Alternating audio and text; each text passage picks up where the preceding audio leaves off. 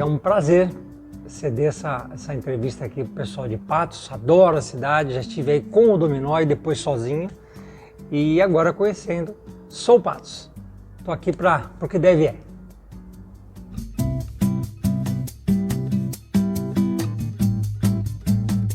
Bem, a minha carreira ela é dividida em 50% cantor e 50% hoje eu sou um diretor musical que atendo algumas grandes empresas, né? Então a gente atende Chevrolet, Bradesco, Google, Itaú, Renault, Peugeot, grandes empresas fazendo seus eventos, suas festas de final de ano.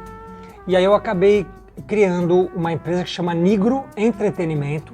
Quem tiver curioso, tem um site, tem um Instagram. O que tem nessa empresa hoje? 85, 86 artistas de todos os estilos musicais. Então a gente tem lá o Alexandre Pires, tem o Bruno Marrone, tem o Dinho Ouro Preto, tem o Nando Reis, o Michel Teló. Então eu monto uma banda fixa e essa banda recebe 3, 4, 5, até 8 convidados num evento. Então a gente fez agora um show semana passada que eu recebi o Michel Teló e o Alexandre Pires. Cada um canta por volta ali de 30, 40 minutos, 3 artistas, e aí você tem ali 1h30, 2 horas de show. E um show que você não tem onde comprar. Esse show não vai estar em nenhuma casa noturna, casa de shows, eventos. Porque daí os artistas vão com suas próprias bandas, suas próprias equipes. Quando eu os convido, aí eles participam desse evento junto comigo.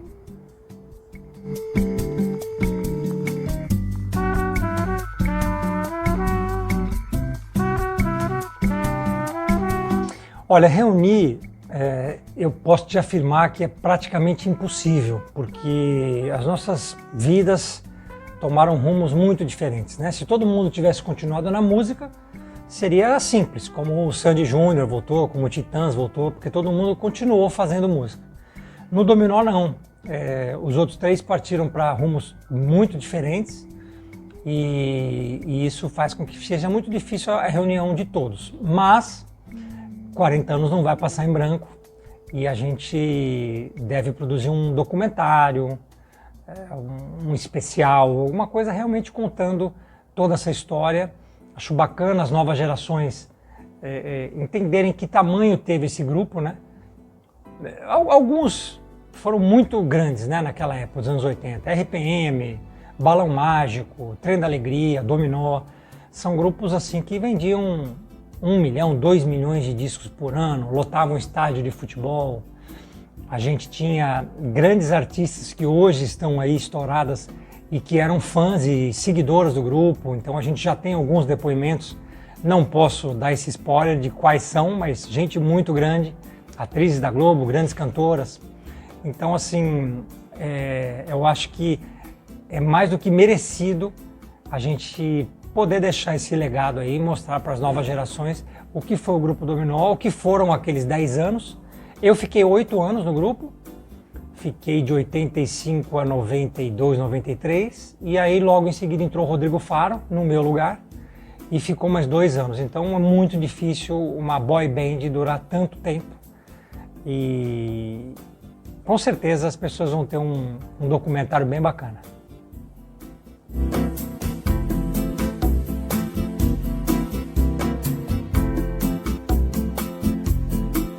O surgimento foi de forma curiosa, né? Eu sempre fui ator, desde 79, fiz 6 novelas, mais de 80 comerciais, peças de teatro.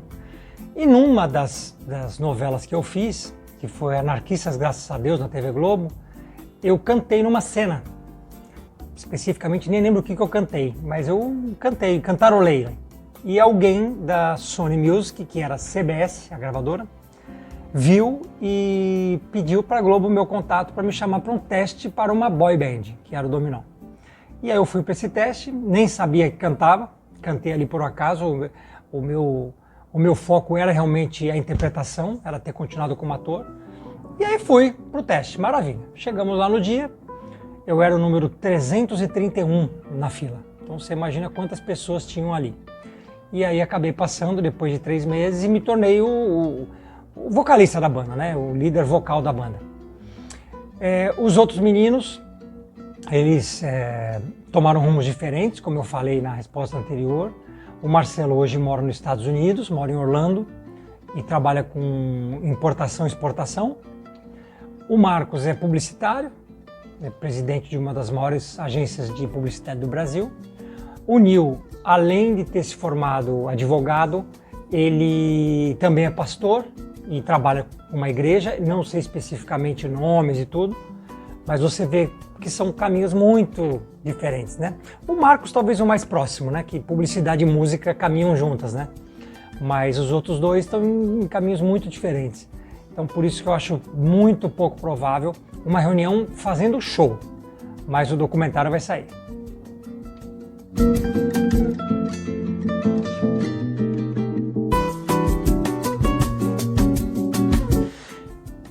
Tem a mais marcante para mim e a mais marcante para as pessoas, isso é claro.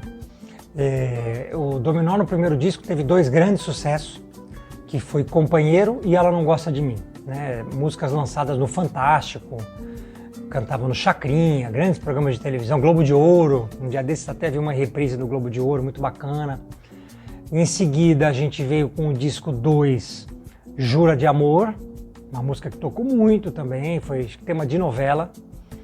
No terceiro disco, a gente lança os 2 maiores hits do grupo, estamos falando de 87, Manequim e Pé da Vida, tá aí as 2 músicas mais importantes. Para as pessoas é o Manequim, todo mundo que cruza comigo, canta um pedacinho do refrão, brinca, quando tem o show as pessoas pedem para eu cantar Manequim, mas para mim a música mais importante foi o Pé da Vida, porque é uma música emblemática, uma letra que mudou o patamar do grupo, né? A gente vinha como um grupo que só cantava de amor, letrinhas bobinhas, que não tinha muita relevância, era mais o ritmo, né? Porque a gente dançava, tinha coreografia, e no Pé da Vida a gente foi colocado em outro patamar, a ponto de cruzar num programa de televisão com Roupa Nova, com Lulu Santos, com Frejá, e esses caras virem falar, caramba, que música diferente, parabéns, que legal essa mudança de vocês. Então para mim marcou, como eu sou mais músico, né? Então para mim ela tem um poder mais forte, inclusive como a gente quis mostrar para aquela geração coisas importantes na letra, não só na música. Aí depois a gente lançou com a Angélica a música As Palavras, que estourou também no Brasil inteiro, Com Todos Menos Comigo, a música que mais vendeu, só ela vendeu 1,5 milhão de discos. E o último sucesso comigo foi o Maria. Aí depois tiveram outros, porque o Rodrigo Faro acabou entrando no meu lugar e eles mudaram um pouco o estilo do grupo.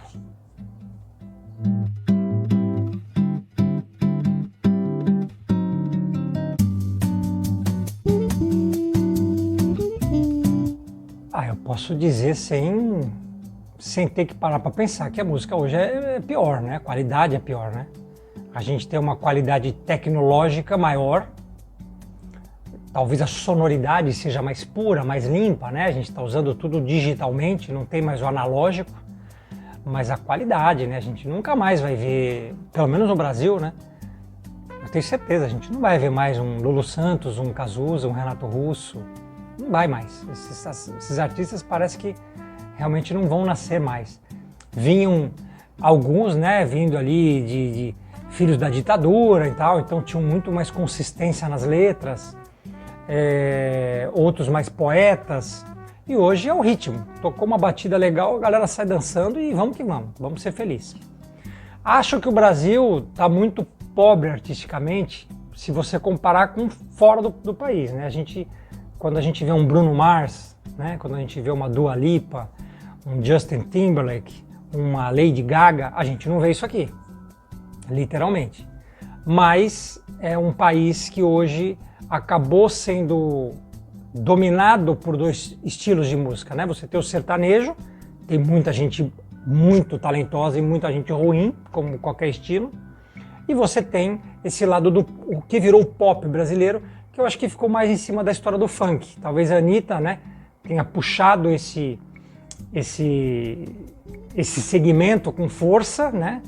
E aí você vai pro TikTok e aí já são coisas que eu não gosto de ouvir, não gosto que meu filho ouça, porque daí são letras que não querem dizer nada, baixaria mesmo assim, né? Eu acho que não agrega nada culturalmente. A gente não vai ouvir daqui 2, 3 anos, você já não escuta mais falar daquela música, já não lembra quem cantou. São artistas de um sucesso só, que a gente chama, né? Tem uns aí que estouram uma música, o cara custava 5 mil reais o cachê, passa a custar 150 mil, daqui 3 anos ele volta a custar 5, porque não consegue se sustentar, entendeu?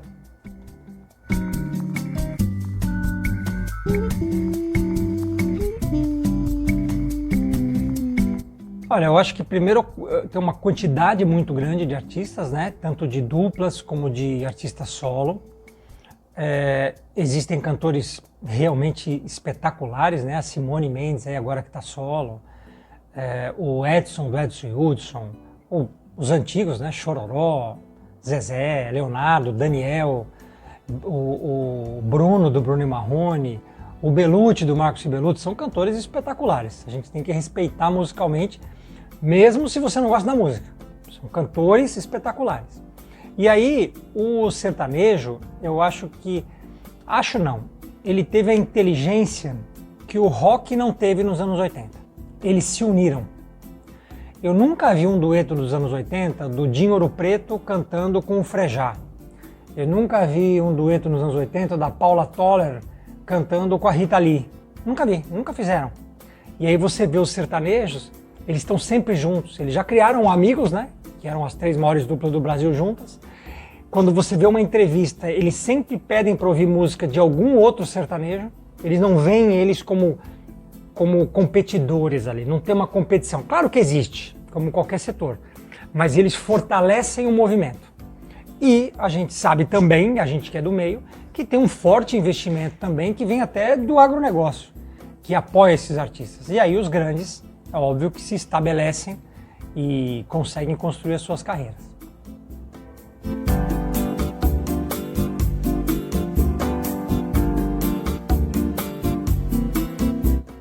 Acho que a gente tem que dividir aí em 2 partes, né? A primeira, durante a pandemia.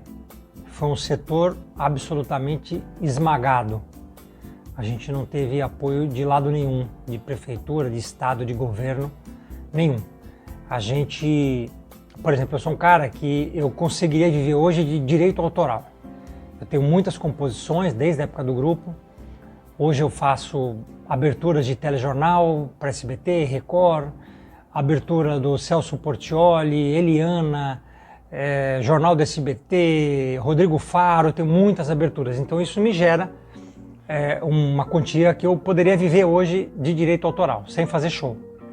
Mas eu vi maestros virarem entregador de quentinha, não que isso seja um demérito, mas um cara muda para os Estados Unidos, estuda 5 anos para ser um arranjador de orquestra, e aí o cara se vê totalmente sem emprego, porque você não tem como fazer uma coisa online com isso, né? O show é uma coisa que tem que acontecer, até que entra um pouquinho ali das lives, que deu uma salvada.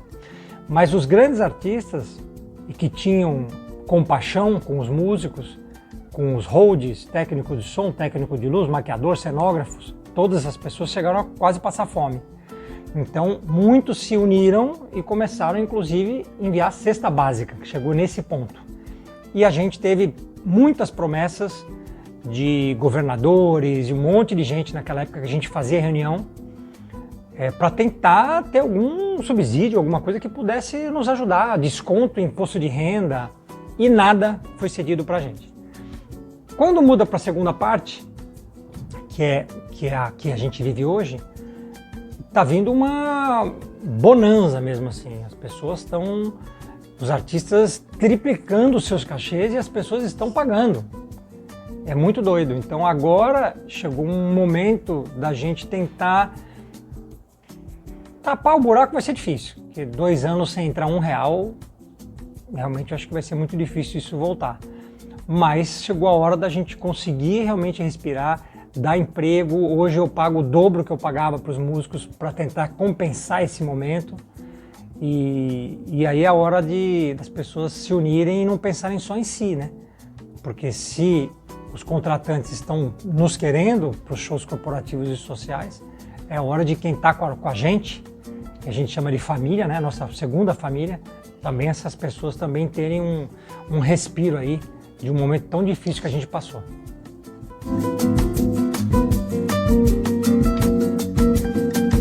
O Gugu foi muito importante, vou falar na minha vida, né? Mais fácil, porque é o que eu falei, eu nunca tinha imaginado que eu fosse cantar. Foi uma cena numa novela que me levou para a música. Eu até te contei ali na piscina, né, antes da entrevista, que, por exemplo, o Selton Mello foi fazer o teste e não passou. Então, assim, era uma geração muito talentosa.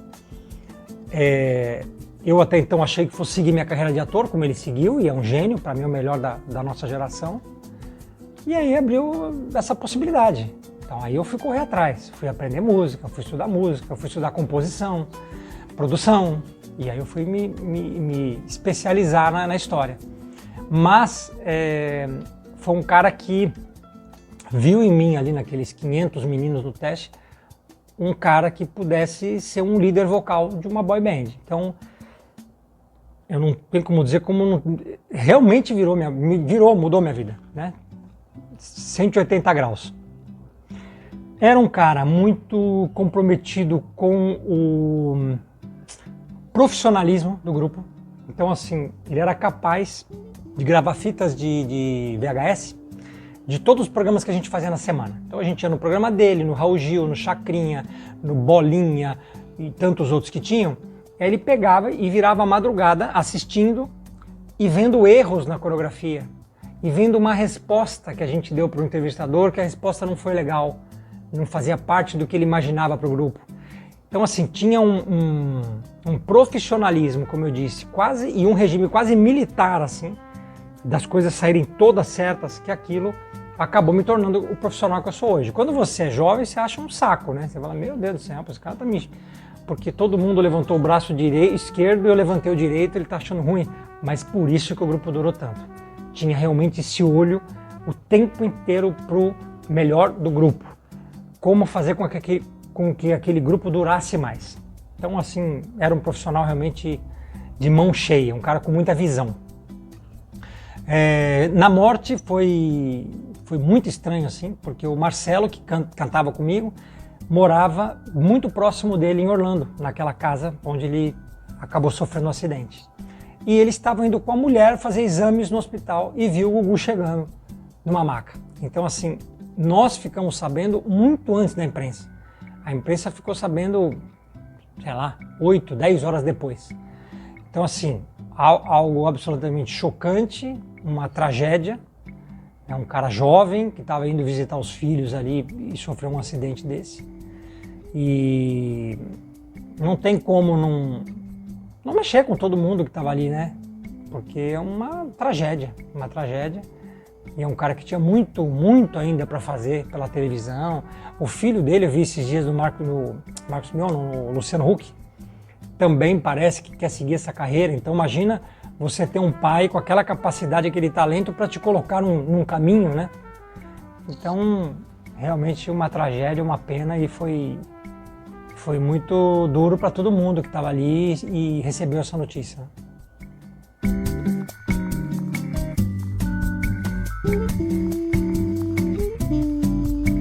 Olha, Minas sempre recebeu muito bem, né, o Dominó. A gente, logo de cara, as músicas já tocavam muito. Eu lembro da gente ir muito para lá, fazer shows, dar entrevistas. A gente chegou a gravar um videoclipe lá, se eu não me engano, da música Maria, se eu não me engano, foi gravado em BH. Mas assim, especificamente de um show é difícil, porque a quantidade era tão grande. E eu sempre, tem 3 shows que eu falo no Brasil que marcaram muito a gente, que é você lotar o estádio do Morumbi, que era o maior estádio particular acho que do mundo na época. Teve um com mais de 120 mil pessoas em Fortaleza, também um estádio, Presidente Vargas, e outro na Fonte Nova, em Salvador, com 80 mil pagantes, fora os convidados. Então esses 3 shows assim estão muito claros na minha... Eu lembro deles, eu estou falando aqui para você, eu estou lembrando do lugar. Se bobear, eu lembro até a roupa que eu tava, assim, porque para um menino de 15, 16 anos é uma loucura, né? Onde é que você ia imaginar que você ia passar por aquilo?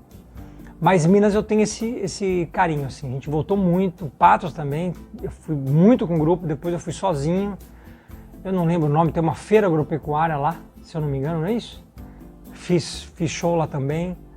E tenho muitos amigos em Minas Gerais todas, em BH especificamente. Fui muito para lá, tinha uma banda que chamava Chevette Hatch, se eu não me engano.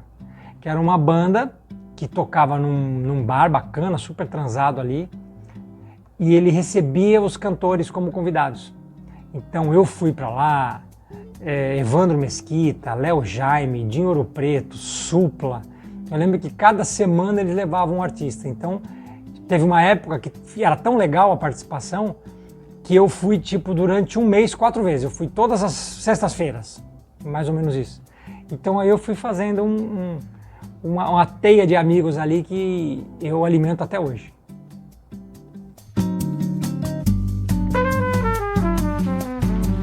A todos aí que estão curtindo Só Patos, o meu carinho, muito bacana esse bate-papo. No meio aqui de um feriadão, um papo na piscina acabou virando essa entrevista.